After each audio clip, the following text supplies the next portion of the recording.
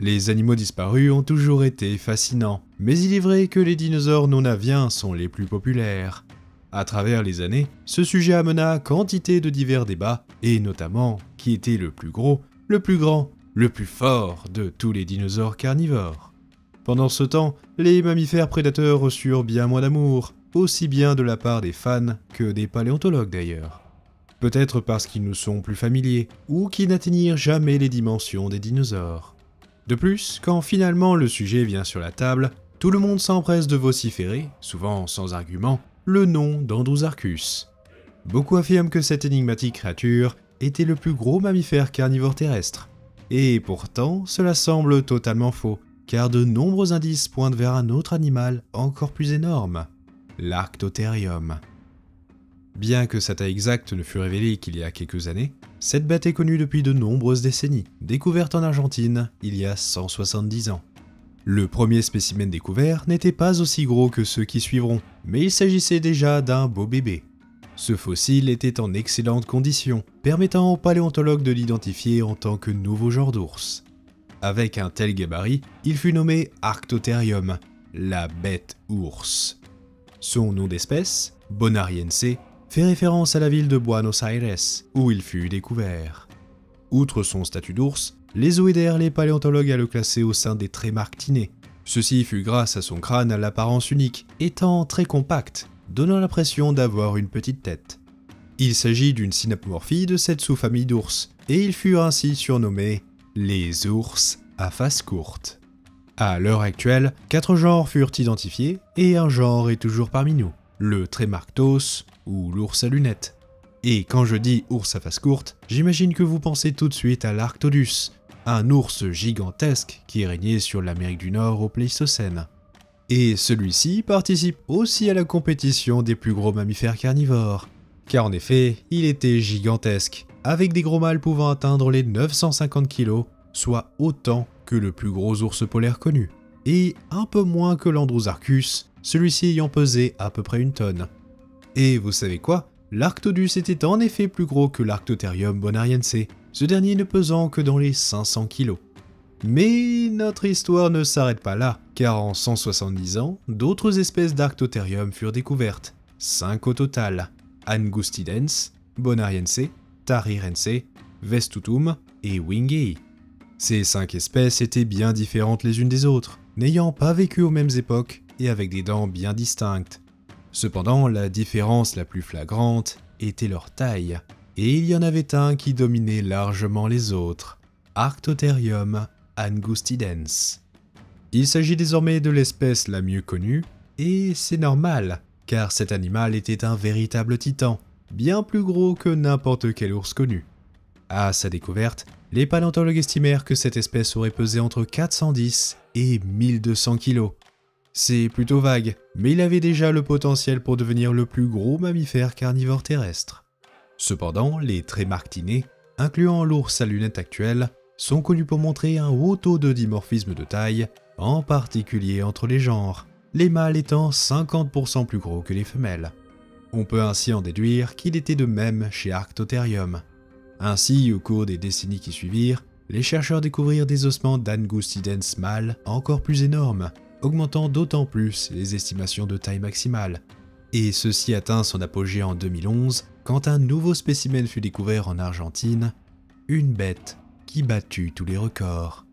Bien qu'incomplet, cet individu avait un humérus, un radius et un ulna énormes, et en comparant ses os avec les spécimens précédents, les paléontologues estimèrent son poids aux alentours de 2040 kg, soit plus de 2 tonnes. Avec une telle masse, ce gros nounours était aussi lourd qu'un gros Allosaurus, et 2 fois plus lourd que le plus gros Ceratosaurus connu. Cependant, l'un des scientifiques l'ayant étudié était conscient qu'ils avaient peut-être légèrement fumé la moquette, et que cet individu devait seulement peser dans les 1760 kg. Si cela s'avérait véridique, cela indiquerait qu'Arctotherium était bel et bien le plus gros mammifère carnivore terrestre de tous les temps. De plus, il se serait même payé le luxe de dépasser le poids du Vasuki et du Barenasuchus, les 2 plus grands prédateurs terrestres du Cénozoïque. Mais ceci est une autre histoire. Et ce n'est pas tout, car Arctotherium angustidens n'était pas juste lourd, mais aussi extrêmement grands, pouvant atteindre les 4,30 m en se tenant debout. Je ne sais pas si vous visualisez, mais avec une telle taille, il aurait été à la fois plus haut que le T-Rex, les plus grands éléphants d'Afrique, et comparable à certaines girafes. Ainsi, les scientifiques le renommèrent l'ours à face courte géant, un surnom qu'il partage avec son cousin nord-américain, Arctodus simus. La raison derrière ce gigantisme aurait été la disparition du Chapal malania, une sorte de gigantesque raton laveur qui aurait une stature et une écologie proches des ours modernes. La compétition entre ces prosionidés géants et les ours à face courte aurait été très intense, et ce n'est qu'à leur disparition que les arctotheriums purent devenir de tels géants. Et cela fut assez rapide, devenant les plus gros prédateurs terrestres du Pliocène et du Pléistocène. Une telle carrure lui permit de devenir un véritable superprédateur. Les analyses isotopiques montrèrent qu'il avait une préférence pour la chair des grands animaux, plus spécifiquement les chevaux, tapirs, camélidés, macrokénidés, glyptodontes, paresseux géants, toxodontidés et gomphothères. Les marques de morsure observées chez ces herbivores, couplées à l'état des dents des arctotheriums, signifient qu'ils s'attaquaient aussi bien en carcasse qu'aux animaux vivants. Il tuait probablement ses proies à l'aide de ses canines démesurées, mordant le cou de sa victime tout en la frappant de ses gigantesques pattes. Car oui, malgré son côté gros nounours, l'Arctotherium angustidens était surprenamment efficace pour abattre de grands animaux. Ceci notamment grâce à ses jambes proportionnellement longues, lui permettant de courir à une vitesse dépassant les 60 km/h sur de courtes distances. À titre de comparaison, c'est autant qu'un grizzly moderne, pourtant bien plus léger. Et tout comme ses cousins modernes, il avait un sens de l'odorat particulièrement bien développé, tel que le montre la structure de son crâne. Aujourd'hui, les ours peuvent sentir de puissantes odeurs à des kilomètres à la ronde, donc Arctotherium aurait sans doute pu faire de même. Malgré toutes ces adaptations, Angustidens n'était pas juste un prédateur sanguinaire, car sa dentition montre qu'il était bien omnivore, n'hésitant pas à consommer divers racines, fruits, baies, monocotylédones et dicotylédones à l'occasion. Cette alimentation particulière, couplée à sa taille, lui permit de prospérer malgré l'abondance de grands prédateurs à l'époque, avec notamment des smilodons, Theriodictis, canis, protocions, jaguars et cougars. L'un de ses contemporains, le terrible Smilodon populator, était comparable en termes de dangerosité, mais ne faisait clairement pas le poids face à un gros mâle adulte. Ceci permit à l'ours à face courte géant de prospérer de l'Argentine à possiblement le Salvador ou la Bolivie. Son habitat favori aurait été les vastes pampas typiques d'Amérique du Sud, mais il devait aussi s'aventurer dans les forêts de temps en temps. Quelques ossements montrèrent que cet ours aurait aussi squatté de gigantesques terriers. Plusieurs spécimens furent retrouvés ensemble dans ces tunnels préhistoriques, montrant un éventuel mode de vie familial. Bien que présents dans ces terriers, les paléontologues sont persuadés qu'ils n'étaient pas l'œuvre d'Arctotherium, mais plutôt que l'ours était un voleur et évictait de force les xénartres les ayant creusés. Ces habitats semblaient être très importants dans la vie de ces ours, amenant à d'intenses compétitions entre individus. Cette soi-disant guerre des tunnels aurait été massive, et certains chercheurs estimèrent qu'Arctotherium aurait causé à lui seul une soudaine augmentation du nombre de ces terriers géants au début du Pliocène. Il foutait littéralement dehors les animaux les ayant creusés, forçant ces tatous et paresseux géants à creuser de nouveaux tunnels. Ces combats étaient souvent très intenses, et les ours prenaient quelques coups au passage, amenant à des infections visibles sur leurs os.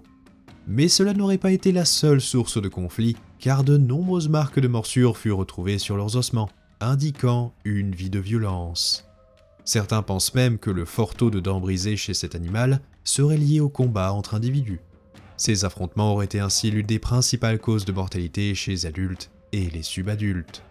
Mais il en fallait plus pour menacer la survie de cette espèce. Après, c'est toute une autre histoire quand Mère Nature fait des siennes. Ainsi, quand le Pléistocène inférieur laissa place au Pléistocène moyen, les populations de grands carnivores subirent de fortes modifications. La compétition devint ainsi plus intense pour les ressources, encore plus quand de nouveaux grands prédateurs contestèrent le titre de roi de la pampa. Ainsi, le genre Arctotherium commença à battre de l'aile, avec notamment la disparition du colossal Angustidens il y a 700 000 ans. Ainsi, les ours perdirent leur couronne. Mais cela ne signifie pas la fin pour ces derniers, car 4 espèces plus petites peuplaient toujours l'Amérique du Sud. Ce rapetissement est assez étrange toutefois, car en Amérique du Nord, c'était tout l'inverse, les Arctodus devenant de plus en plus gros. Mais peut-être était-ce la meilleure stratégie, car les petits Arctotherium vécurent encore des milliers d'années après l'extinction de leurs cousins du Nord. Ces 4 espèces peuvent ainsi être séparées en 2 catégories. Les premiers furent les Arctotherium ayant décidé de go vegan, passant de principalement carnivores à principalement herbivores. Il s'agit ainsi du Vestutum et du Wingei, étant d'ailleurs les 2 plus petites espèces. Les études sur ces spécimens révélèrent que leur niveau isotopique correspondait à une alimentation basée sur des plantes au métabolisme C3, avec notamment des petits repas de viande de temps en temps. Ces rares repas de viande auraient été des petits paresseux géants, tels Notrotherium, ou bien liés à du cannibalisme. Car oui, certains ours bouffent leurs bébés de temps en temps. Charmant, n'est-ce pas? Ce brusque changement au sein de leur alimentation aurait été dû à une aire de répartition bien plus au nord. En effet, ils étaient en contact avec de nombreux autres prédateurs, parfois même nord-américains, créant une intense compétition et les forçant à adopter un nouveau mode de vie. On peut imaginer qu'ils rencontrèrent occasionnellement des lions américains, des loups sinistres, des loups gris, des coyotes et le fameux Smilodon fatalis, et ce en plus des prédateurs sud-américains. Et même en ayant changé leurs habitudes alimentaires, ces 2 ours étaient aussi sous la pression de nombreux autres omnivores, expliquant ainsi leur petite taille. Pendant ce temps, leurs cousins du sud, Bonariense et Tahrirense, gardèrent leur penchant pour la chair fraîche. Ceci fut notamment possible grâce à leur répartition très au sud, au Chili et en Argentine, signifiant qu'ils n'avaient pas affaire aux prédateurs nord-américains. Ainsi, Tahrirense était 20% plus petit que Bonariense, et tous deux faisaient pâle figure face à leurs cousins disparus. Mais ils restaient des prédateurs hors pair, pouvant s'attaquer à des animaux entre 100 et 300 kg, signifiant que les chevaux et les camélidés occupaient une large portion de leur alimentation. Il fut aussi suggéré que ces 2 ours étaient proportionnellement bien plus charognards que leurs cousins géants, car contrairement à celui-ci, ces 2 Arctotherium n'étaient plus les super prédateurs de leur écosystème. Ainsi, ils n'étaient pas assez puissants pour abattre les plus grands herbivores, les laissant à des prédateurs encore plus monstrueux, tel ce cher Smilodon populator. Et pour compléter le tableau, davantage de canidés finirent par arriver en Argentine, créant encore plus de compétition. Malgré toutes ces épreuves, leur rapetissement fut ce qui les sauva, car les Arctotherium tinrent bon encore 691 000 ans après l'extinction d'Angustidens. Puis, comme beaucoup, ils finirent par disparaître à la fin du Pléistocène. Les restes les plus récents montrent que les 4 espèces s'éteignirent il y a environ 12 à 9 000 ans, avec comme dernier survivant une population de Wingei au Venezuela. Ce qui est fascinant est qu'ils disparurent tous les 4 au même moment, malgré des aires géographiques et des alimentations bien différentes, amenant ainsi à de nombreux débats. Bien qu'il soit difficile de pointer le coupable du doigt, ce qui est sûr est que l'extinction Pléistocène-Holocène fut particulièrement dévastatrice pour les ours. Ainsi, l'Arctotherium et ses cousins trémarctinés, ayant une morphologie plus svelte que leurs cousins actuels ursinés, ne purent s'adapter à ce nouveau monde, mettant fin à l'histoire des plus gros mammifères carnivores terrestres, les ours à face courte. N'hésitez pas à regarder les vidéos sur le lion d'Amérique et le fameux loup sinistre, 2 grands carnivores qui régnèrent sur l'Amérique du Nord à la même époque. Et si je vois que les grandes bêtes poilues vous plaisent, je vous présenterai le prédateur ultime de l'âge de glace. En attendant, merci de votre attention, et on se dit à la prochaine aux eaux perdues.